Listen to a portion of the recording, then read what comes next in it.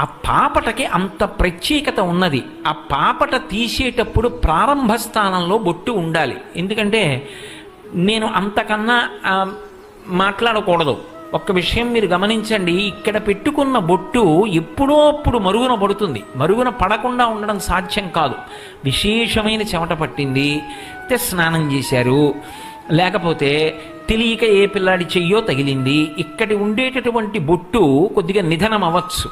కానీ ఎప్పుడూ పోని బొట్టు ఎక్కడుంటుంది అంటే పాపట ప్రారంభంలో సింధూరంతో అలంకారం చేస్తారు. అందుకే ఇక్కడ సింధూరంతో పెట్టుకుంటే ఆ సింధూరంతో పెట్టుకున్నటువంటి చోట అలాగే ఉండిపోతుంది మత్స.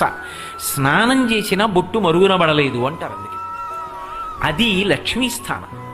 అది భర్తకి ఆయుక్కారకం, అది భర్తకి ఐశ్వర్యకారకం. అది పాపట ప్రారంభ స్థానం, లక్ష్మీస్థానం.